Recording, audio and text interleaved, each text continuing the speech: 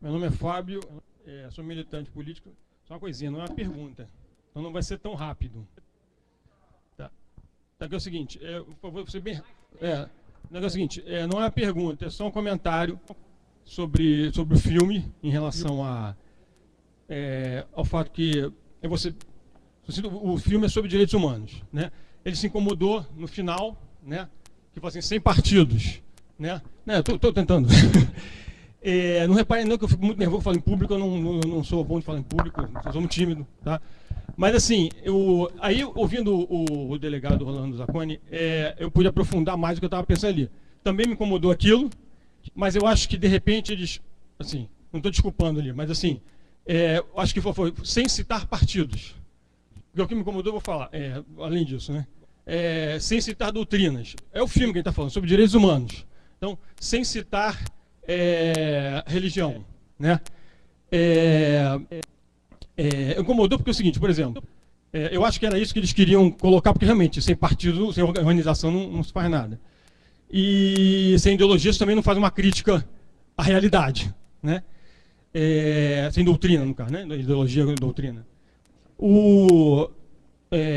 Quando eu pensei assim, faltou o citar, sem citar, faltou citar nas palavras, porque o Paulo Vanucci, no final, estava indo tudo bem. Óbvio que o filme não dá para abordar todos os direitos humanos, vai escolher alguns, né? Isso explica porque também ficou de fora o direito ao salário digno, o direito a um trabalho digno, né? Você percebeu, não teve, né? Eu vou colocar aqui o que eu tenho que colocar. E também um direito ao trabalho digno inclui também uma carga horária digna, né? A gente sabe que a carga horária muitas vezes é muito excessiva para muitos, né? Mas o que eu quero colocar é o seguinte, o Paulo Vanucci fala assim, o governo Lula estava na segurança pública, direito à segurança pública. O governo Lula teve avanços. Na minha opinião, não teve avanços, né? Alguém concorda que o governo Cabral é um avanço na segurança pública? Né? Então é o seguinte, ele colocou isso, ninguém citou governo nenhum até aquele momento. Aí ele falou, para mim aquela parte tem que sair do filme, assim, eu estou fazendo a crítica como militante político, entendeu?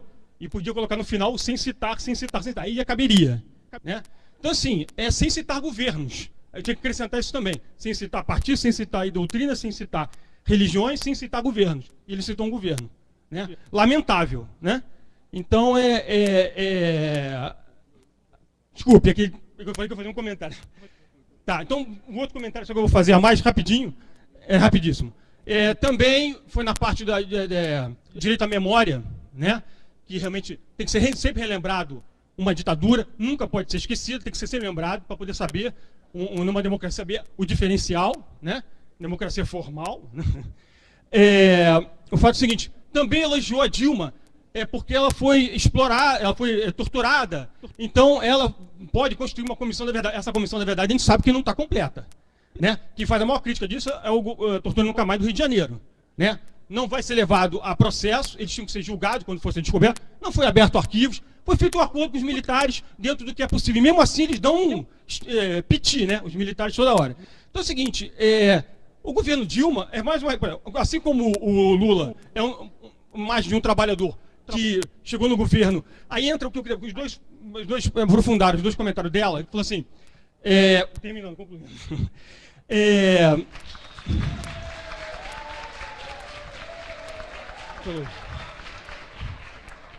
que ela trouxe assim, nós temos um discurso democrático, um Estado autoritário, totalitário e de exclusão. Perfeito, porque é o seguinte, é muito difícil criticar um governo em que exatamente é um ex-trabalhador, e aí passa uma imagem de democrática, e você tem que fazer a crítica, é complicado, e a prática é totalitária, a prática é exclusiva, né? Faz acordo com o governo Cabral, por exemplo, né?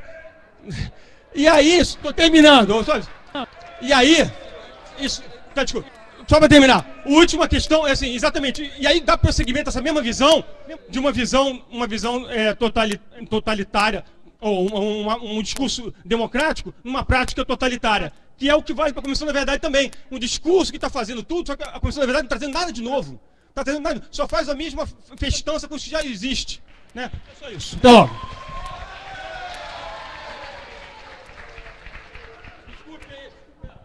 Pessoal, na boa, assim, tranquilo. Não, tudo bem, mas assim, você vai tirar o direito de outras pessoas de falarem. É isso que vai acontecer, direitos humanos as pessoas falarem, mas tudo bem, vamos lá. Eu peço, então, a partir de agora, que as pessoas tenham a possibilidade de manter os seus 2 minutos. Se for amigo, já quebro logo. Tô na responsabilidade, tá vendo? Pressionado. Bom dia a todos e todas. Então vou direto à pergunta. Seguindo na linha que citaram o velho barbudo aí, o Marx, né? Vou citar então o 18 Brumário, né? Que ele discute o Estado de Direito, né? Então, sim, tá falando Estado de Direito e luta de classes. Eu quero saber como que o Estado classista pode falar assim em direitos humanos, né? Eu acho que deveria falar de direitos humanos dos povos, dos sem terra, dos sem teto. Aí sim tem direitos humanos. Agora, falar de Estado, de classes, não tem direito. Queria que vocês comentassem, explicassem um pouco melhor o Rolando Zacconi, por favor, sobre esse Estado de Direito. Valeu, garoto!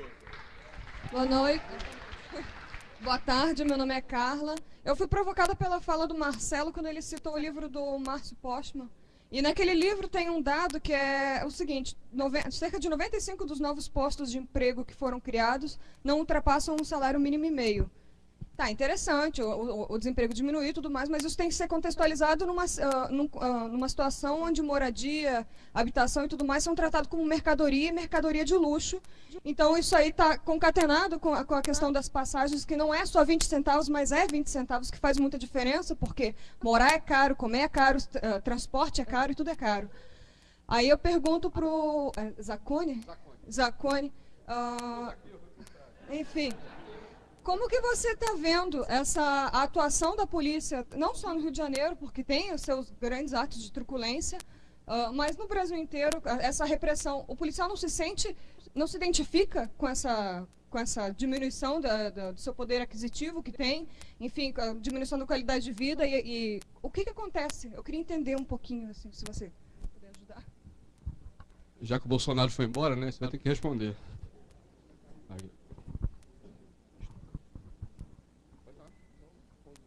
Hein? Não?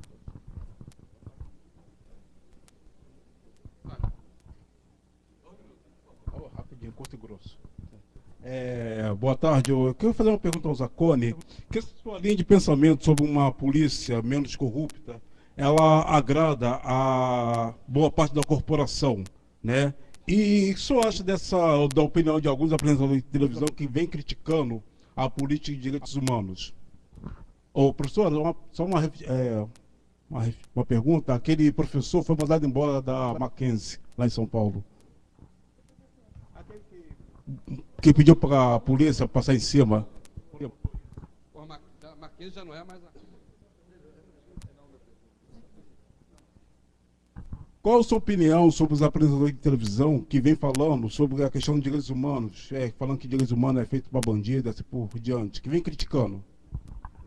Da Atena Wagner Monstro.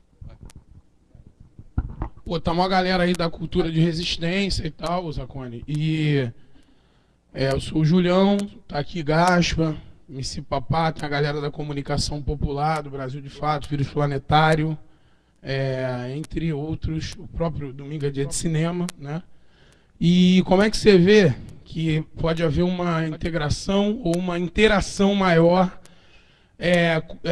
desses policiais que vão nessa linha de atuação tua com essa galera da cultura de resistência? Porque, tipo assim, porra, tu polícia e tu respeitar o nosso trabalho, a gente precisa de mais policiais. Eu já fiz essa provocação para você, eu queria que você falou bem disso, a gente falou de 013, APA Funk nessa luta. Então eu acho que essa luta é importante no sentido da luta pelos direitos humanos. Lívio, cadê você? Lívio, cadê você?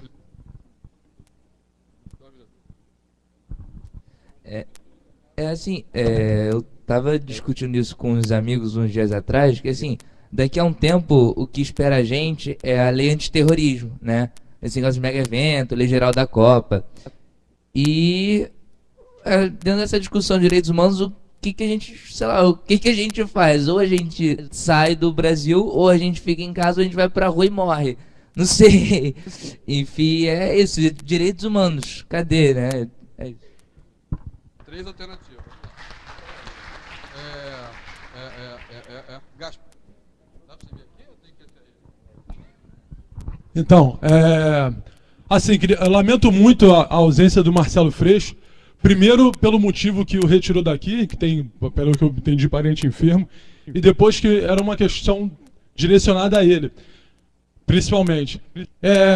Até um tempo atrás, em quase todas as palestras dele sobre direitos humanos, ele dizia o seguinte: fazer a revolução hoje no país não precisa pegar em armas, basta que se respeite a Constituição que a gente tem, porque é uma legislação muito avançada.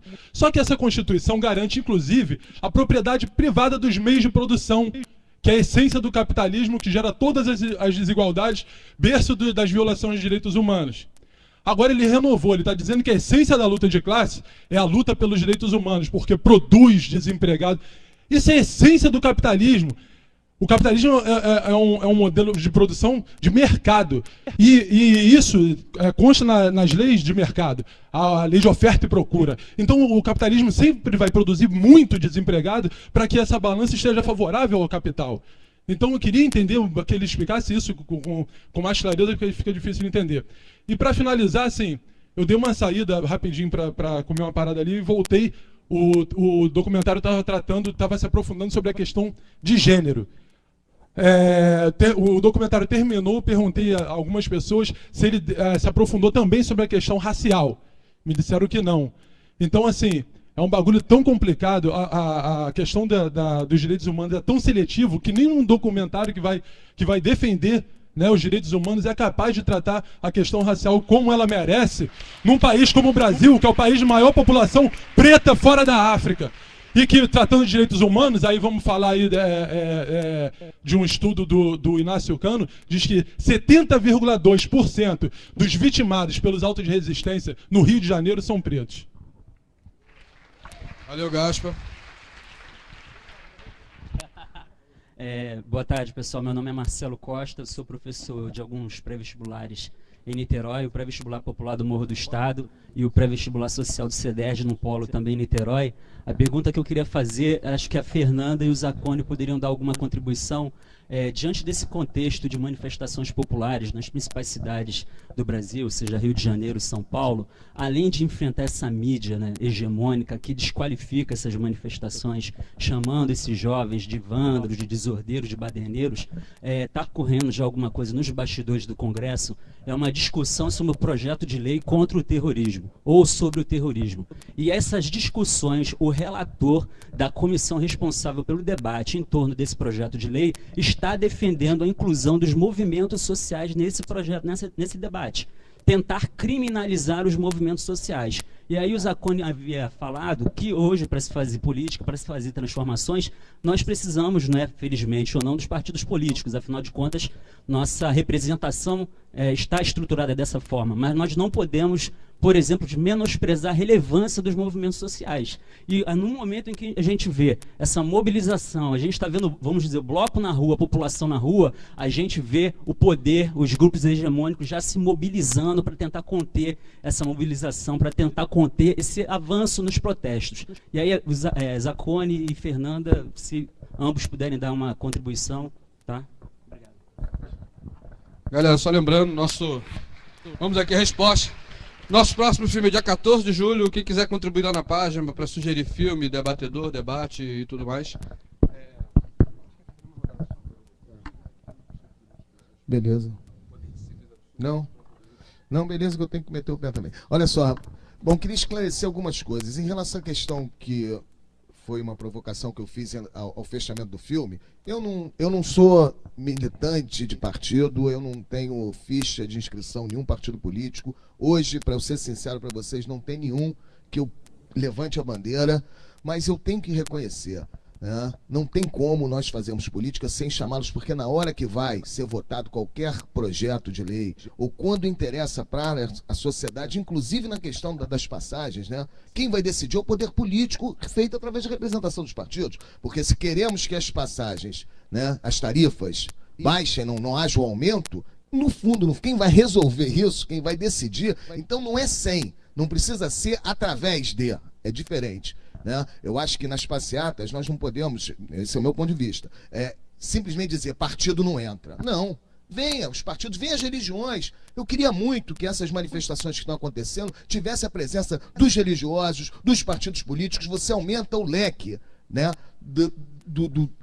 daqueles que podem estar juntos na luta. O que eu critico é essa coisa, ó, partido político não entra, religião não entra, eles não precisam ter hegemonia. Aí eu acho que vocês estão certos mesmo, não tem que dar hegemonia para nenhum partido, não tem que deixar que a bandeira seja levantada por nenhuma religião, por nenhuma doutrina, concordo, mas dizer que eles não podem entrar, isso é enfraquecer o movimento.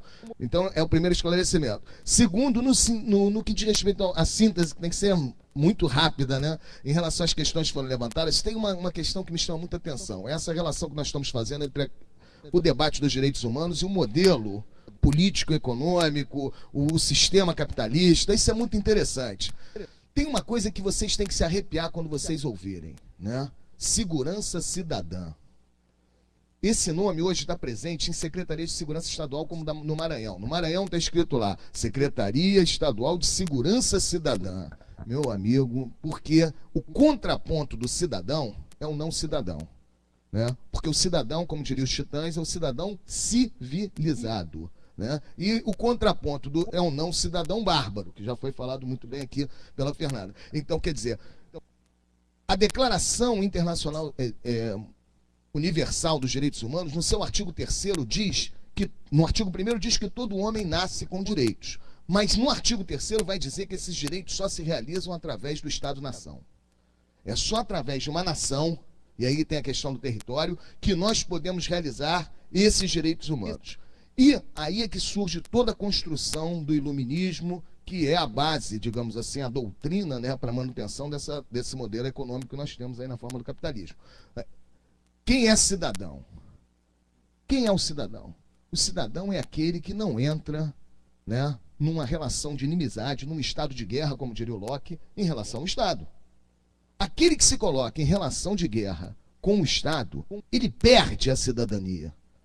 E aí pode ser o matemático, né, dentro de um carro com um bico de fuzil para fora, tomando tiro de helicóptero, e aí né, ele estava errado, porque se ele está portando uma arma, ele pode ser morto, pode ser executado. Aliás, essa não foi a primeira imagem, não. Já teve uma imagem no Jornal Nacional que passou de um cara que estava correndo com um negócio na mão que a imagem dizia que era uma pistola e o helicóptero dando tiro em cima do cara, caçando ele como se fosse um animal, né? Exatamente. Isso tudo significa o seguinte: quem entra em rota de colisão e é definido como inimigo do Estado, né? Agora, cuidado, hein? Não é só o inimigo real, que é o inimigo de guerra, porque na Alemanha nazista, quando sentava para conversar com os ingleses, no meio da Segunda Guerra Mundial, os alemães sentavam para negociar determinadas coisas com ingleses. Não é esse. Agora, com judeu, com cigano, aí já não tem papo. São dois inimigos que surgem no livro do Zaffaroni, é sensacional que ele faz muito bem o inimigo do direito penal. Você tem o inimigo real e o inimigo construído. O inimigo matável, aquele que vai perder toda a condição, é aquele que é construído, todo inimigo é construído como um perigo para a humanidade, né? Quando vocês ouvirem, pô, essas ações, sinceramente, nós temos que abrir o olho, né? Tem um urbanista, que ele é canadense, mas reside nos Estados Unidos, Mike Davis. Ele escreveu um livro sensacional chamado Planeta Favela.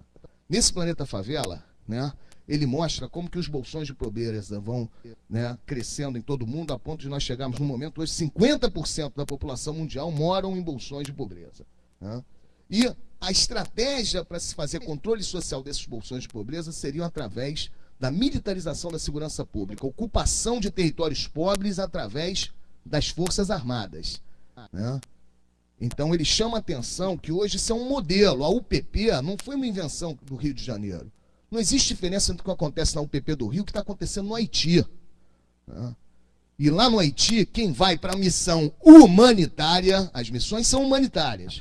O Zizek fala, o mesmo avião que joga as bombas, depois joga os remédios, né? Então, a missão humanitária no Haiti, né, é uma missão estratégica do Exército Brasileiro. E o Mike Davis esteve em 2008 no Brasil e deu uma entrevista no estado de São Paulo, falou o seguinte: o Exército Brasileiro está no Haiti para treinar militares brasileiros para ocuparem áreas pobres no Brasil. E não deu outra. Quando teve a ocupação do alemão, no complexo alemão, quem foi chamado para fazer a ocupação foi o coronel, né, que estava lá na missão do Haiti, que é chamado, porque já tem know-how para, né, ocupar território pobre. Então, mas isso tudo encanta né? O que eu vejo pessoas ligadas aos direitos humanos dizendo que o PP é tudo de bom, né? É a melhor coisa que a favela pode receber, né? A sociedade, pô, no segundo dia, ocuparam o Complexo Alemão hoje. No outro dia, tinha lá, porra, a Ana Maria Braga, né? Luciano Huck, falando o seguinte: esse lugar é maravilhoso, essas pessoas são lindas, quer dizer, não tem mais problema nenhum, porque a retirada do inimigo construído, do inimigo ontístico, matável, que é o traficante de drogas hoje, a simples retirada deles do território já mostra, né, que é aquilo tem que ser mantido, aquela favela, né?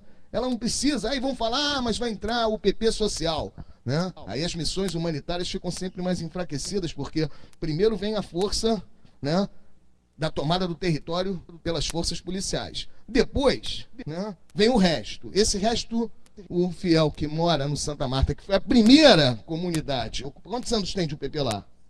5 anos. Primeiro entrou a polícia, né, ocupou o território. E depois, o que aconteceu?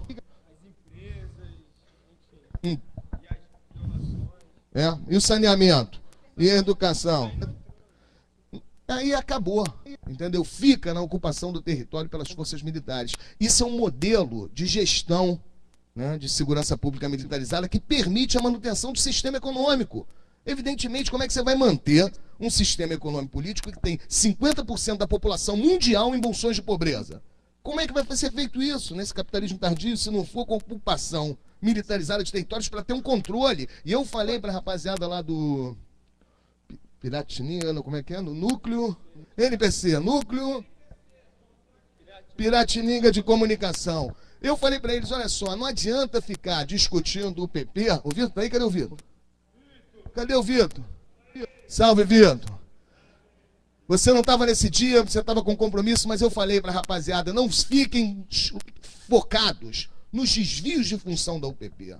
O policial que está dando um tapa na cara lá no Santa Marta, ele não é diferente do que está dando um tapa na cara, de repente, dependendo do horário, em Copacabana ou em Caraí. Nós temos que ficar focados nas funções da UPP. As funções são muito mais graves do que os desvios de função. O controle, que é muito pior do que a repressão, né? Porque uma pessoa pendurada num pau de arara, ela pode se manter calada e preferir morrer do que entregar um companheiro, né? Mas uma pessoa que está controlada, ela entrega tudo, sem querer, ela está, entendeu? Não tem jeito, né? Hoje tem algumas UPPs que você tem, porra, assim é um controle de monitoramento eletrônico, porra, tem que ver o da, não, Big Brother total. Todo motoqueiro, todo motoboy da Rocinha está identificado por um sistema, né, que é feito pelo comandante da UPP. A pessoa, para ser, ele fez o seguinte, ele é sensacional também, inteligentíssimo. Falou o seguinte, para ser motoboy na Rocinha tem que ter um registro, um cadastro comigo, o comandante. Então, todo garoto que tem uma motinho na Rocinha vai falar assim, pô, hoje eu estou trabalhando para farmácia, mas amanhã eu posso perder meu emprego, então, pô, de repente vou precisar de ter esse cadastro. Então vou lá e faço cadastro. Ele cadastrou praticamente todos os rapazes que tem moto na Rocinha. Aí, de repente, tem um assalto lá no subúrbio. Uma moto, 2 rapazes com capacete. A polícia vai lá e colhe impressões digitais. Mandam para o IFP, bate, né, uma digital de uma pessoa que mora na Rocinha. O delegado liga para o comandante e fala, olha, tem uma digital que foi encontrada no local de crime, assim, assim, assado. Aí, pum, ele puxa no sistema, é motoqueiro? É. Porra, caiu o cara lá. Tem número do colete, tem a moto. Pega a moto, porque reconhecer o cara não teria como, porque ele estava de capacete, mas reconhecer a moto pode. Pô, reconheceu, a vítima reconheceu a moto, foi colhida as impressões digitais, bateram com ele, o cara tá em cana. Olha o controle como é feito. Aí tem 2 caminhos. Se nós queremos uma sociedade de segurança, esse é o melhor dos mundos. Tá lá um ladrão preso, porra, que beleza, né? Mas quando esse controle sai, né, do campo de concentração da favela, aí nego grita. Porque quando veio o projeto de lei agora do Osmar Terra, querendo identificar usuários de droga que tiverem acessos ao hospital com problemas com droga, aí ninguém quer, né? Aí não, né? Porque o usuário de droga não pode ser controlado, favelado pode. Você tá entendendo? Não é que eu seja a favor que usuários de droga sofram esse controle, mas está na hora da gente entender que enquanto a gente não lutar pelos direitos dos indignos, né, O perigo é que a qualquer momento, qualquer um de nós pode cair na indignidade. A pergunta que foi feita em relação a como a polícia se comporta nas manifestações, pô, temos uma força de choque, né, que é o da Polícia Militar, o choque, né, que ela é feita exatamente, ela é treinada para isso. Que a ela foi dado, né?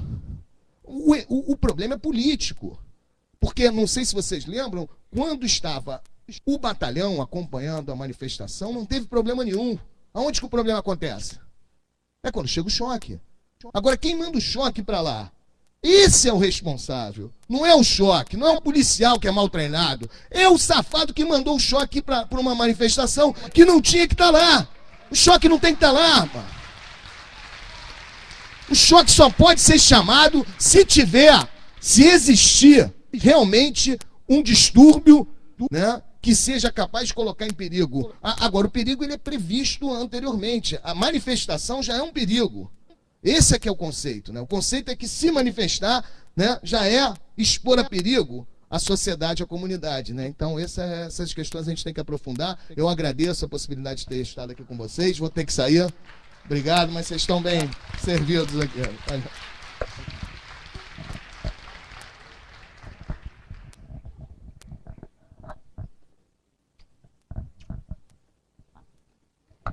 Então, eu vou pegar alguns aspectos do que foi falado, e um deles, até para minha própria formação. O Fiel, quando iniciou o evento, ele brincou dizendo assim, ó, nem todo rapper é pelego. Né? Então, deixa eu falar para vocês que nem todo advogado é pelego, mas eu não posso ignorar minha formação no campo jurídico. Tenho que falar dela.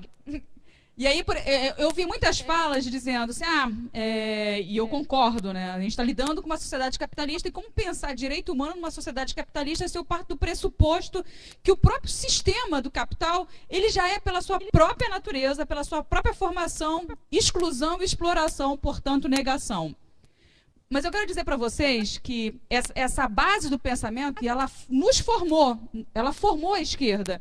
Né? Secularmente, a gente traz essa dimensão, o campo crítico do direito traz essa dimensão de que o direito é uma expressão da classe dominante.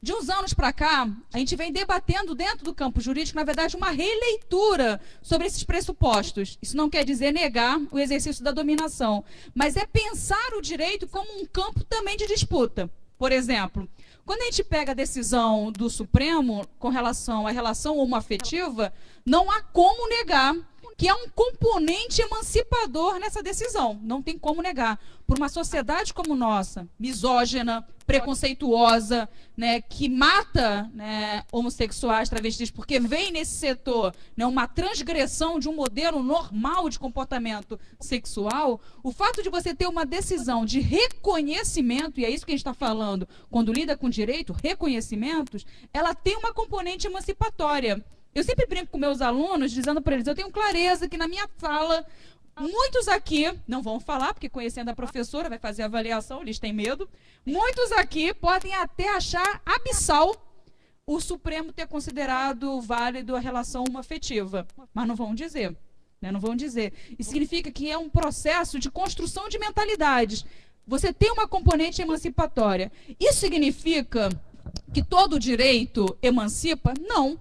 Porque eu pego esse mesmo Supremo, o mesmo Supremo que foi lá e reconheceu, por exemplo, a política de cotas, né, para negros dentro da universidade, é o mesmo Supremo que ainda não decidiu, mas que está com uma ação de inconstitucionalidade do decreto do reconhecimento do território quilombola. E se vocês pegarem o voto do ministro relator, né, que é o Aires Brito, que acabou de sair, se vocês leem o voto do relator, ele vergonhosamente traz o mesmo imaginário histórico, né, do passado, de que uma pobreza, quando se organiza, ela produz desordem. A negritude, quando se organiza, produz desordem. Aquele imaginário da elite de que a reivindicação dos direitos é desordem e transgressão e que, portanto, direitos são concessões da elite. Então tem essa ambiguidade.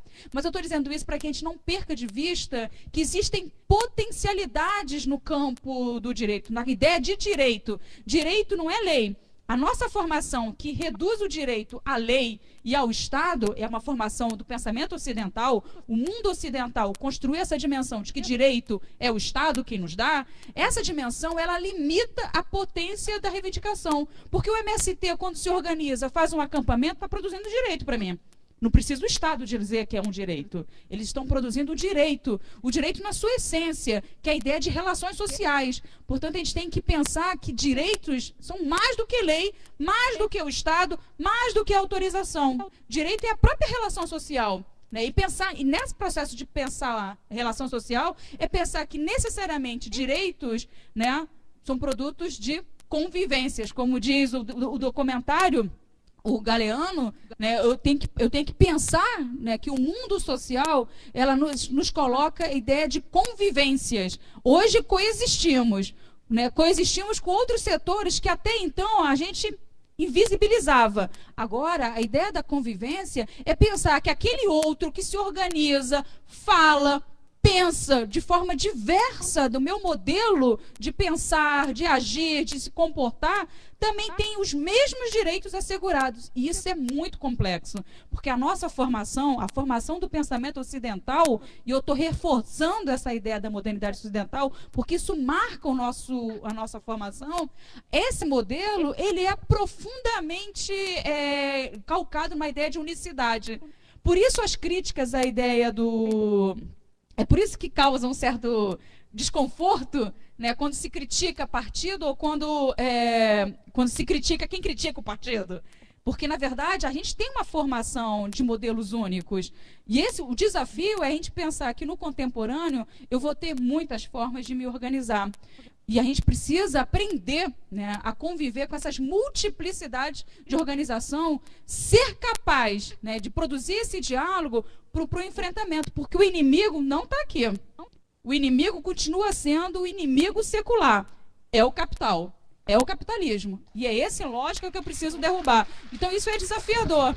E aí eu estou colocando isso para vocês pensarem um pouco sobre o papel dos direitos, né, puxando sardinha para o meu lado, dos direitos nessas potencialidades emancipatórias, sem reduzir o direito à questão do marco normativo, à lei, porque o direito é muito mais do que isso, né? O direito está na nossa produção, da nossa convivência.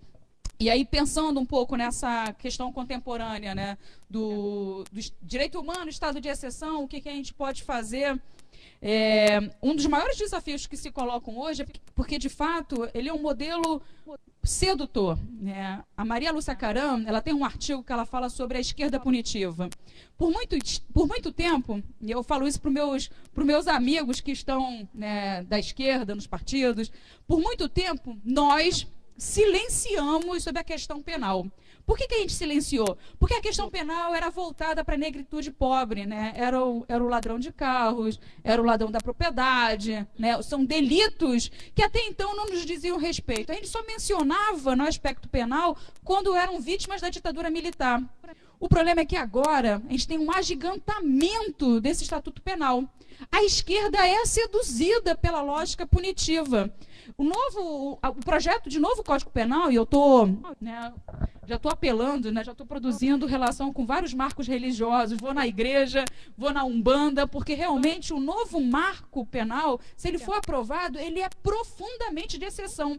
Mas ele é um projeto muito populista, e isso é o que me preocupa, né, porque ele traz, por exemplo, uma ideia de criminalização do escravocrata. Se eu perguntar para o MST, e eu falo do MST porque eu advogo para ele, se eu perguntar para o povo do MST, todos vão me dizer assim, é isso mesmo, cadeia para o escravocrata. Né? Tá lá, ele está trazendo isso para seduzir o MST para uma perspectiva punitiva. Se eu for para o novo projeto de lei, está lá a ideia, né, não significa necessariamente a mulher com o controle do seu corpo sobre a questão do aborto, mas traz a possibilidade, através do exame, então o controle do corpo feminino ainda passa por um corpo técnico, traz a possibilidade de um laudo médico dizer que essa mulher precisa fazer o aborto, independente dos tipos que já estavam garantidos. Saúde, né, a ameaça de morte da mulher, né, e a questão do estupro. Isso seduz o movimento feminista, porque significa potencialidade da legalização do aborto. É um projeto populista. Né? Traz a ideia da homofobia, Todo mundo aqui, eu particularmente acho inadmissível a violência sofrida, né, pelos integrantes do LGBTS. Está lá. Isso seduz o movimento social do LGBTS. Traz o racismo como um crime. Isso vai seduzir também o movimento negro. Então, esse novo projeto, ele é profundamente populista, mas ele é profundamente de exceção. E esse é o grande desafio que está sendo colocado para a gente. É porque, em certo sentido, né, quando a gente pensa no neoliberalismo, a gente pensa necessariamente em redução de direitos. Os espaços de intervenção e de ganho, de conquista de direitos, estão sendo reduzidos por um modelo que é profundamente excludente. Não tem maquiagem. O neoliberalismo é um capitalismo sem maquiagem. Ele não precisa, ele é cínico, ele nem mais disfarça o cinismo do seu discurso. Por isso que o Beltrame vai na televisão e fala: não, a bala que corre no Morro do Alemão é diferente da bala de Copacabana. Por isso que o Sérgio Cabral vai para a televisão e diz que aborto para mulher pobre porque ela é fábrica de marginal. Então o neoliberalismo é o capitalismo sem maquiagem. Eles não têm o menor pudor mais. São cínicos. O problema é que nessa lógica de redução de direitos está se apresentando para a gente o grande marco jurídico, o direito penal. E a gente está capturando. Porque o nosso pressuposto é que prender o meu inimigo vai ser a grande solução. A gente não consegue perceber que o direito penal é um direito seletivo por excelência. Mas mais do que seletivo, ele é um direito autoritário por excelência. Por isso é que o Zaffaroni diz que quanto mais direito penal, mais eu me aproximo de um Estado robesiano, mais eu me aproximo de um Estado autoritário do que um Estado democrático de direito. Pensar num Estado democrático de direito é pensar num direito penal mínimo, em que eu vou selecionar quais são os bens, né, que eu quero, de fato, ter preservados dentro daquele estatuto. E a vida. E a vida é o único bem que não está sendo preservado no direito penal. O que eu estou preservando no direito penal? A propriedade. E a gente está reproduzindo. Então, pensar, um rapaz chegou e falou assim: mas qual é a alternativa? Né? Se eu for para a rua, levo bala, né, e os direitos humanos não vão me assegurar. Pensar numa alternativa é que a gente precisa comprar a ideia de repudiar, né, esse agigantamento punitivo como alternativa para os nossos conflitos sociais. Eu sei que é difícil. Eu sei que é super difícil. E eu falo isso, e eu estou lidando porque eu assessoro, na verdade, as pessoas que estão morrendo. É o MST que está sendo morto no campo. Né? A gente perdeu 2 grandes companheiros no início desse ano, o Cícero e a dona Regina. É a gente que está morrendo. Não estou dizendo que a gente não vai produzir justiça. O que eu estou colocando para vocês é que não há como a gente manter um estatuto jurídico que é um estatuto de controle social por excelência. Um estatuto que visa, na verdade, controlar o nosso comportamento pelo viés mais autoritário possível, porque parte do conceito de uma autoridade emissora desse conteúdo normativo.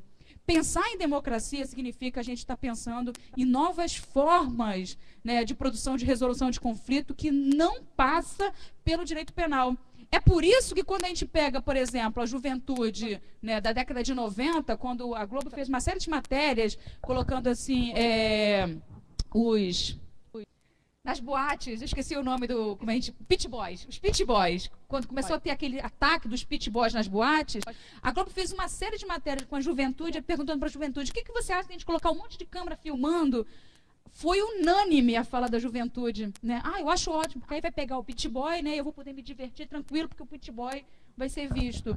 A gente tem uma produção de consenso, uma perspectiva de controle, que se eu chegasse para a geração de 60 e dissesse: olha, um dia você vai andar e vai ter uma câmera em cada esquina, a geração da década de 60 repudiaria, não aceitaria. Porque, paulatinamente, o conceito que temos perdido, né, no mundo atual é o conceito da liberdade. Não é a liberdade que o capitalismo está tentando nos fazer crer que é o modelo ideal. A liberdade de eu vender a minha mão de obra para ser explorada pelo capital. Não é essa a liberdade, mas é uma liberdade que vincula a ideia de emancipação.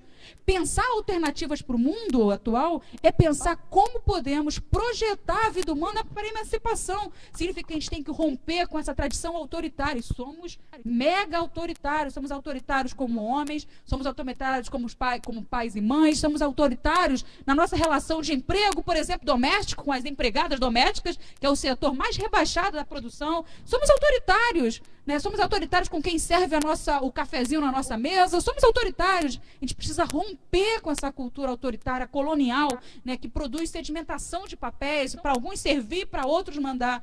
E a gente só consegue romper com isso, inclusive rompendo com todos os mecanismos de produção de controle. Emancipação. Emancipação, eu acho que é a palavra que a gente precisa urgentemente recuperar na nossa agenda de luta. Por isso é que eu acho, você tem toda a razão, 20 centavos é muita coisa no final do mês, mas é que eu acho que a luta é mais do que 20 centavos. Como a mídia tenta dizer assim, nossa, mas você não tem 20 centavos para pagar diariamente para o seu ônibus? Né? Ainda que eu tenha, a luta não é só isso. A luta pela passagem, na verdade, hoje é uma luta por um processo emancipatório da gestão da cidade. Isso é fundamental.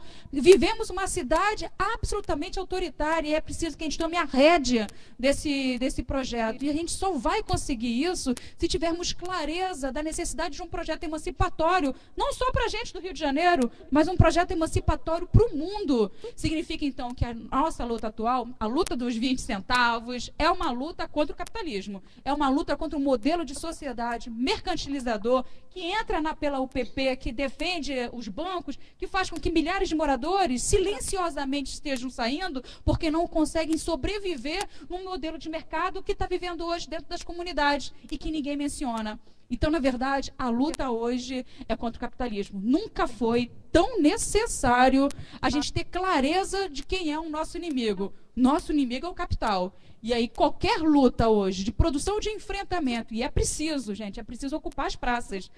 Não adianta supor que vamos mudar esse planeta, né, dentro das nossas redes sociais. Rede social é para aglutinar setor. A gente muda ocupando a praça. A gente começa com 200, mas depois chega a 10 mil. E vamos indo. Então, a luta hoje é para a gente retomar as praças. A praça, né, que sempre foi historicamente o espaço de socialização do trabalhador, a praça tem que ser nossa, não do capital. Obrigado, Fernanda. Deixa só antes do Fiel falar. O César, ele ajudou a montar o filme, ele queria dar uma explicação aqui, na verdade.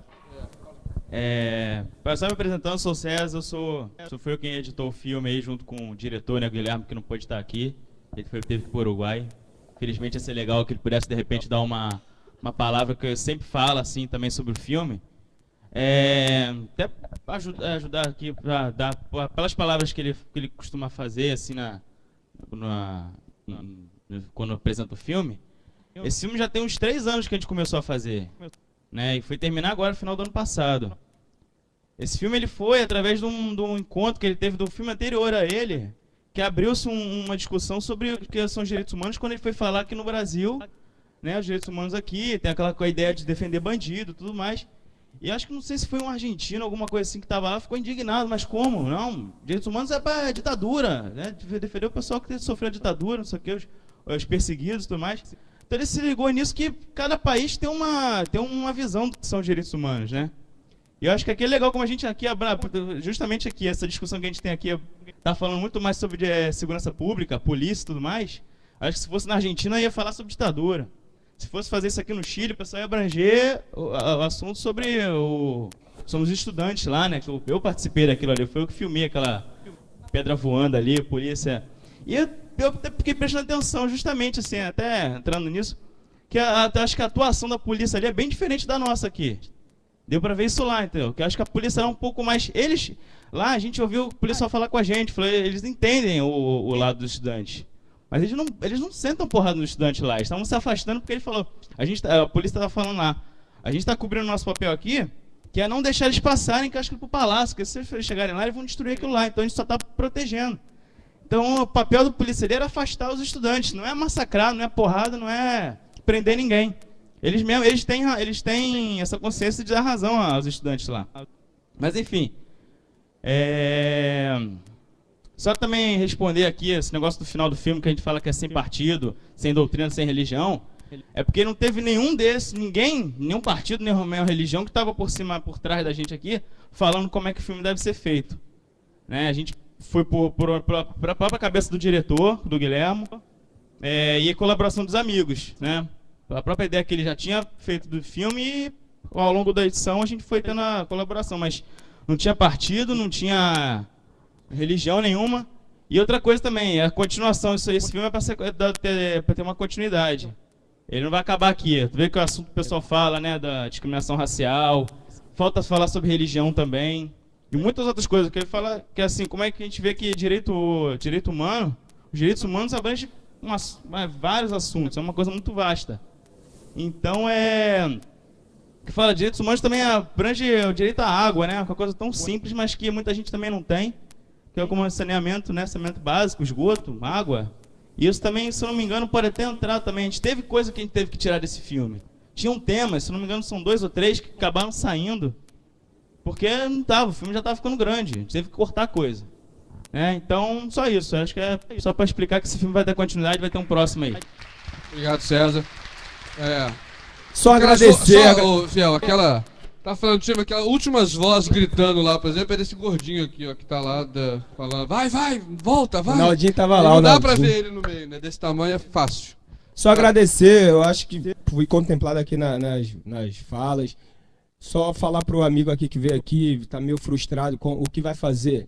Imagina eu que moro no Santa Marta na mira do tiro 24 horas. O policial tá na minha porta. E qualquer ação de moradores que possa juntar 5 pessoas é marginalizado, é criminalizado como antidemocrático, como o cara que... E coloca um morador contra 6 mil pessoas. Quando eu fui preso pela cartilha de abordagem policial, a Globo colocou lá na manchete: rapper Fiel Baderneiro protesta contra a UPP. Como se isso fosse crime.